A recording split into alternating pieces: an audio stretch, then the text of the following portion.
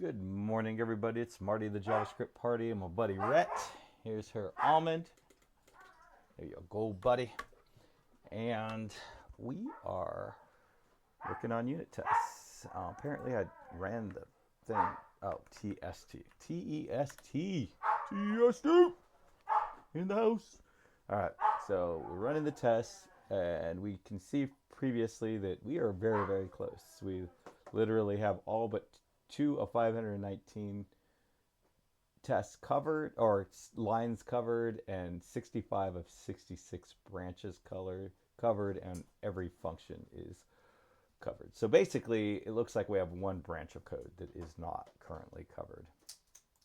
And so this has been really interesting for me because, this is a very deep down thing, right? Like concept, the idea is, so this upsert for viz component gets called here, and it is bound to this. And basically what we're doing is a for each, and what we're trying to do is get the whole length, apparently. That's what we're trying to do, the viz components length. Return viz component length. Okay, so that would be the number of viz components that are updated, I'm guessing. Or, oh, I guess it's the total number of viz components, which I did kind of go through a little phase, which I think I'm still in that phase, where I was just like, return something, just so that we have something to test against. And that is that. So basically, this is the number of viz components. We just respond with that. Now, upsert, it looks like it determines if a visualization for a comment. So basically, when we create a visualization, it may or may not already have okay, so there were situations where a visualization is created and then it has to be destroyed because of its ID, but the component already exists for it, I believe. And so we're testing to see, hey, does this thing already have a visualization? And so it's bound. And one thing I learned in this sort of round of unit testing is I got a lot more comfortable with the concept of creating something that's called a predicate factory function. And a predicate factory function is a function that is returned from another function, and because of the way it was returned from the other function, it has scope it can see the arguments that were passed in, or anything that was calculated in the creating function. So it has a closure, what's called a closure, and all that. So that seems like one really good method for creating functions that are then fairly easy to unit test and everything, and are pure and all that. So this is not a pure function, and the reason it's not a pure function is it kind of looks like a pure function, but it's not, because technically all this get visualization is doing is returning things from the services attributes. So there's a get visualization, just returns all the visualizations. So that means visualizations have to exist in order for it to be able to get any visualization. Um, so basically, it gets a list of existing visualizations, and if the and then I guess it looks for this actual visualization component to see if it already has a home. If it doesn't have a home, then it'll create a new visualization. But if it already has a home, then it apparently calls the set visualization. So really, in effect, all it's doing is, but if it doesn't have a, all it's doing is, if the visualization exists, it's just marking that visualization as that it is initialized. And initialized could mean a lot of different things. And in this specific case, it means it has a viz component. Otherwise, it'll actually create a viz component.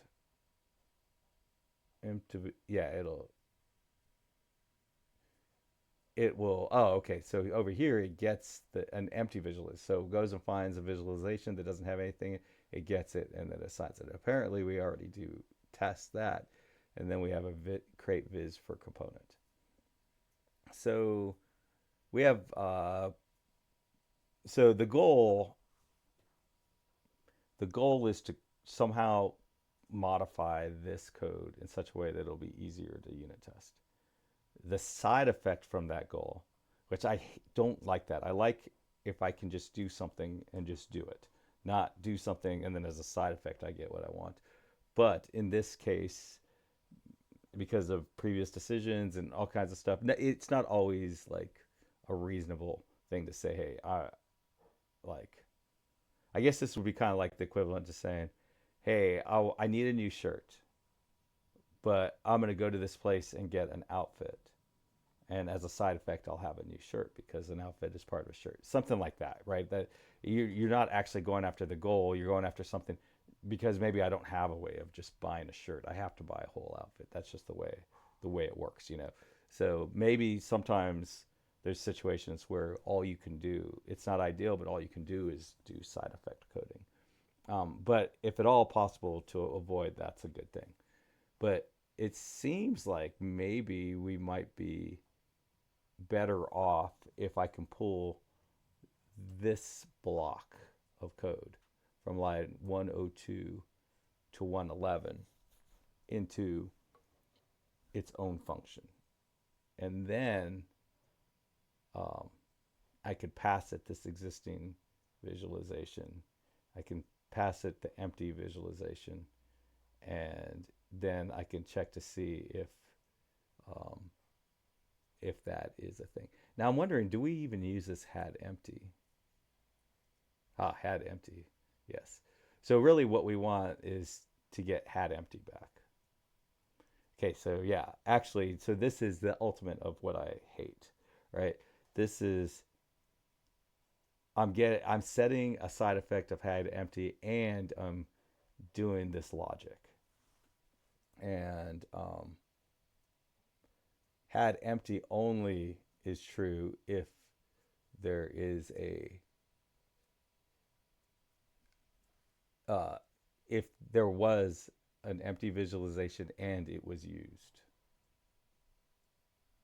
So that's some goofy stuff, you know. And maybe it'll make more sense to break all of these into their own functions and see, like, well, we know that this should only ever run if there's an existing visualization. So, um, so does this even need to be part of maybe? And I've never thought about this before. And okay, let me just take a step back. It's something I have to remind myself all the time.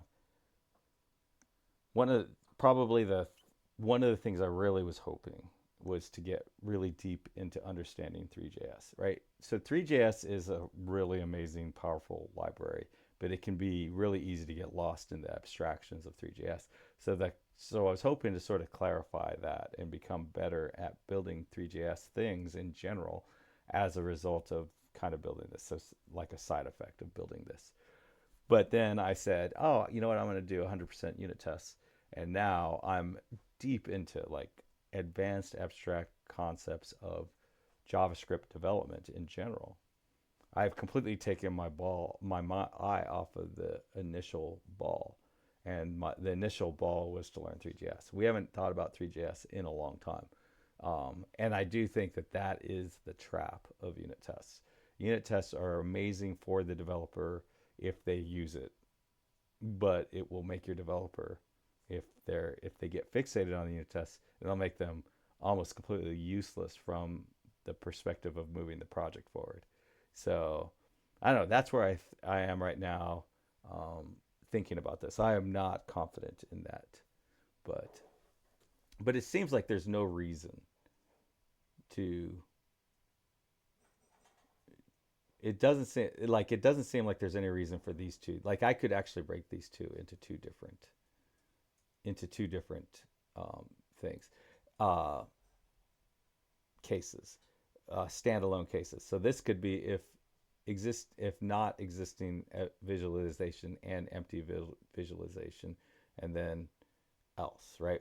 And we could just move this into its own thing, and then that probably makes it a lot easier to um, to write a to write a unit test just for this thing, right? And not only that, but if so, it's only if there was an empty visualization and there wasn't an existing visualization that we do this.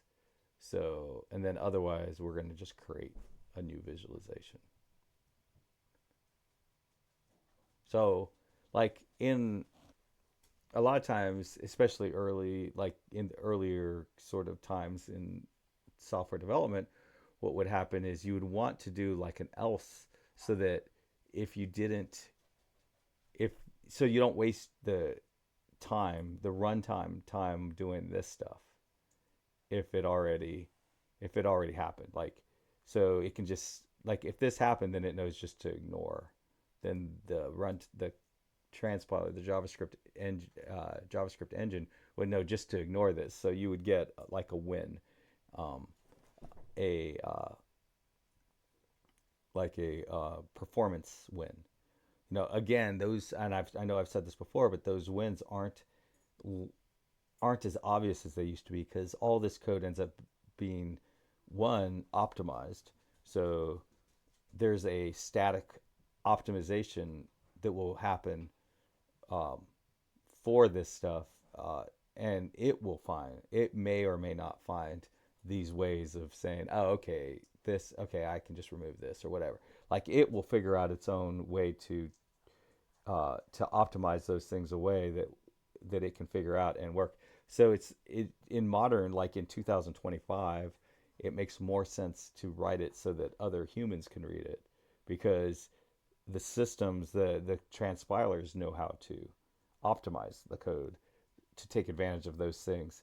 Um, so you can err more heavily on the side of making it more readable and more maintainable and less performant because that performant part gets taken care of, may or may not get taken care of by the next level. And to me, that seems like an easy um, static code analysis optimization. It seems like it would be very easy for if you did if you created a bunch of individual pieces and then and they actually logically make it to where only certain ones of them can run in certain conditions that that's pretty easy for the static code analyzer to figure out how to make your code more performant, and it could probably do a better job than you can do. um, so anyways, but the for me as an intermediary step, I would like to break these into individual pieces just so I can make it more unit testable. And um, like I said, if the browser ended up having to run the code the way I wrote it, it would be less performant. But I don't believe it will have to, and I can't really prove that. But I don't believe it will have to. So, anyways, this is line 102, and I want to pull this guy out. And the goal of being able to pull this guy out is to be able to um, um, write just a unit test that handles this. So basically, that is line 103. So 103. So now I have to imagine to myself, okay, if I were to, if I had botched this, what would I expect to be wrong? And basically, what I would expect to be not work is being able to delete and then re-add a component. I think things would get screwed up if I do that. So what I want to do is this, right? And so I want to do this, and then I want to come over here, and then I want to say if not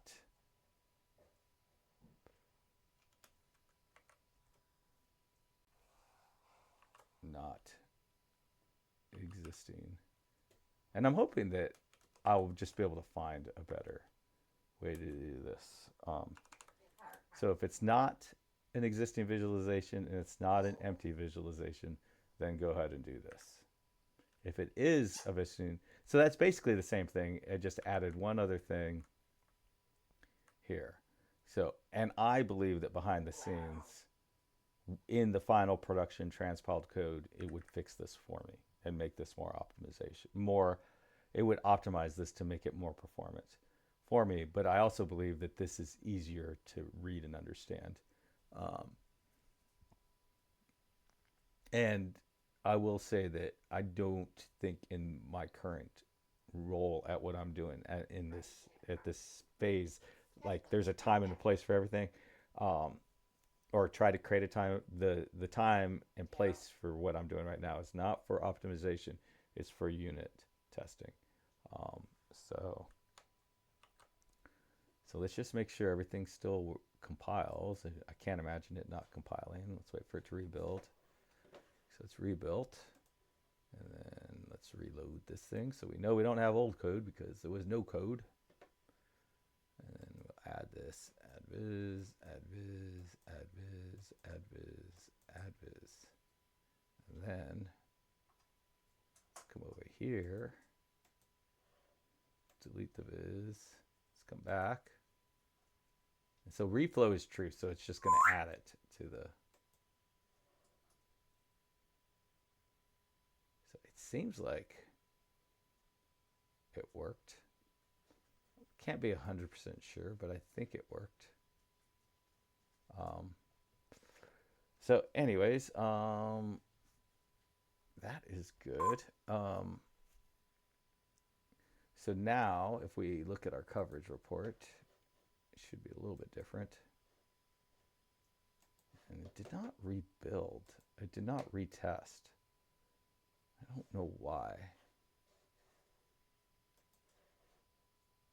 So I guess we'll kill this. It is crazy to me how different code works from day to day. I know I keep bringing that up over and over again, but it's just like, this is such a astounding change. Like, it's just such a night and day change from the way things used to be.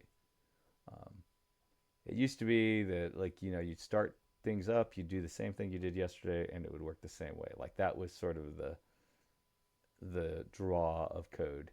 Today, it seems like every day it may behave differently, which I do think is probably mentally healthier for future developers, but it is a very, very difficult adjustment. See, it's 8:42, so I still have some time. And again, all we're doing here, our only goal at this point is to try to get unit test coverage. That's really it. If we can learn some stuff along the way, that's awesome. But the main goal is, man, this is so slow today. The main goal is just to get unit testing. Let's reload. Oh, it's still building. So it ran all the tests, but it didn't build the test coverage yet. Or maybe it didn't run all the tests. I cannot see how that would break a test, but I can't. That probably 1 in 30 times that I can't see how something could possibly break. Yeah, okay, so now we just have this. So now I can just call a function, right? And then add this logic in the function. And then I just have to test that function, and with no thoughts of, okay, what do I have to create, where, how do I get the get visualizations and all that. So let's pull this into a function since we still have time. So okay, so basically, and really all what this is doing actually in English is initializing a visualization with a component, right? So let's just say initialize existing with component, and then existing existing visualization, and it's going to return a Boolean. It's just going to let us know if it did it or not. Boolean. And that's mostly for, the only reason that exists is for unit tests, so that because I don't actually need the result, and I do not want to use the result. Let's see, and this is an ST visualization. No, this is an ST visualization or undefined. And I am literally, and this is sort of the ultimate of things. So I'm literally only doing this so it's easier for me to understand, right? And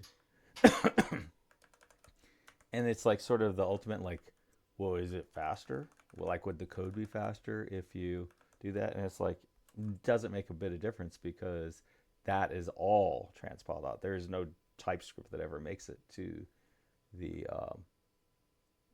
browser, which makes the debugging, where you can see this, freaking mind-blowing. Whoever figured that out was an absolute next-level genius, that I enjoy leveraging their genius as much as I can. And so I'm just going to add this exact code in here.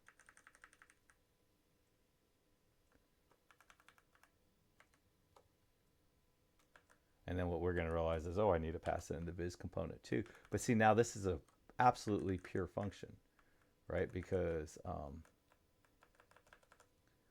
it doesn't need anything from outside of itself to do anything. So viz component, which I believe is a viz component. Right, so now, instead of this, I'm just going to run it, right? What is it? I don't have to. Oops, Control Z. I don't have to.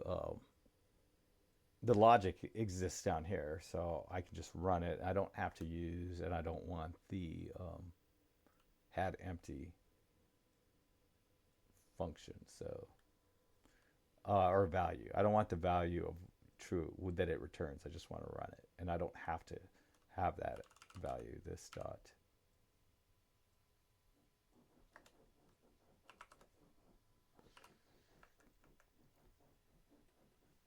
And I think that should be existing, not existon.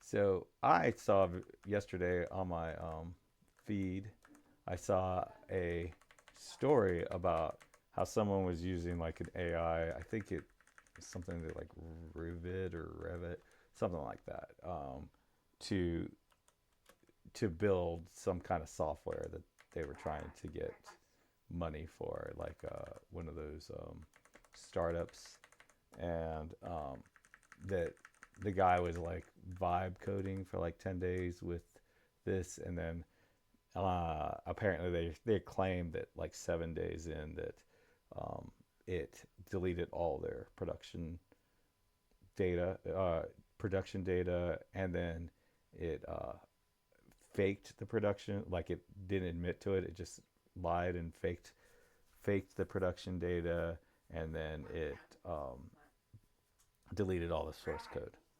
And I'm just kind of like reading that. I'm very, very like skeptical. First of all, I think that the story, I don't think is probably true.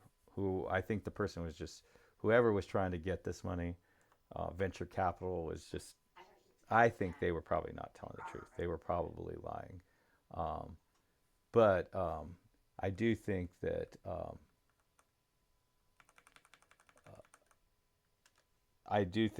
like they probably like maybe that's how they saw it. Maybe that's how it worked. But I bet you they didn't even see it that way. I bet you they were just straight up lying, and they're blaming the AI, and the AI can't really defend itself. But because I actually, whatever that was, I tried building some software in it, and I just played around with it for maybe an hour, and it built like really cool stuff, but it didn't work. But it was really cool. It was just like literally like I asked it to do something, and then it did it, and then the other additional features that it added were absolutely like next level amazing. Um, but like I said, none of them worked, but they were amazing. And it would have been like, oh wow, that would have been a great starting point for me. And then it desperately tried to get me to work with it to try to debug it and stuff like that, which was funny because the reason I found out about it is because I was watching the CEO of the company talking about AI in general, and on another podcast, and he was saying how that he thought that AI would be able to get rid of QA, and it's just like, are you shitting me? It's not gonna be able to get rid of QA. There's no way it's gonna be able to get rid of QA. That is the last one it should get rid of, because it didn't work. It built stuff. It looked really cool, but it didn't work. Now it built everything in React, and I don't really know React, and I don't want to learn React. So yeah, there's that. To me, React is kind of like how I was saying, like I already know unit tests, but I wouldn't encourage someone to spend a bunch of time learning unit tests because it's deprecated. I think React was built for a very specific reason. It was used well beyond those, and there's lots of great stuff out there for it. But the reason it was built for no longer exists. So, you know, that's my personal opinion about React. But anyways, let initialized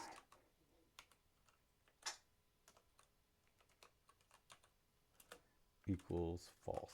So by default, we have not initialized anything, and then we're going to return initialized. And oops. And we are going to set initialized in here to true. And all of this is literally just to get 100% on our unit test. That was the only reason. So now it's saying that maybe I just reloaded before it was done testing before.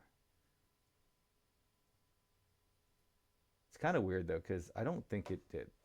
So if I hit refresh, yeah, see, it's not actually changing anything. And see, it says change detected, rebuilding.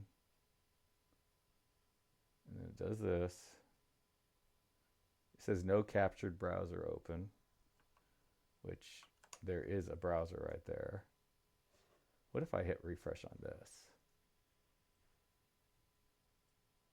Oh, it looks like that actually kicked off a rebuild. Let's see if it saw the new. Okay, so maybe that might be the best way to do that, is refresh the browser. So now I think this is a lot easier to unit test, because all I have to do is create an existing visualization and a viz component, and then test for true or false. So I think that, I don't know, I don't think we lost anything, because even our function gets called, we just don't call it with that. So is with the right word, or should it be for? Initialize existing with component. So that's our component. That's, and then if it's not undefined, yeah, I like that, and that's a new thing for me. I think I found a new technique for me. I stumbled upon or discovered or invented, just depending on where you are philosophically, a new component, a new way of doing things. All right, so it is 8:54. So tomorrow, tomorrow I don't get to do a video because I'm going to be going into the office again tomorrow. So Friday morning, I'll write a unit test for this, and then it looks like we will have hit 100%, and then we get to write end-to-end testing, which end-to-end testing historically has gone much, much faster and been much, much more rewarding than unit testing. So And so that'll be fun. Hopefully I can get end-to-end testing done this weekend. And then if it is, then we'll do a commit and a push in the getting started branch. And then we have one last piece, and that is at least like build out, like update. And I don't know what I want to be able to update. I obviously just want one thing updating.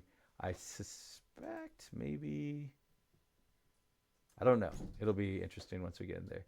I would think maybe the camera position might be the easiest. So that'll be like the only thing, but it's going to be hard because we have so much validation, all kinds of stuff, all the sort of structures around that stuff has to be done. Anyways, happy coding, everybody. Bye. See you Friday.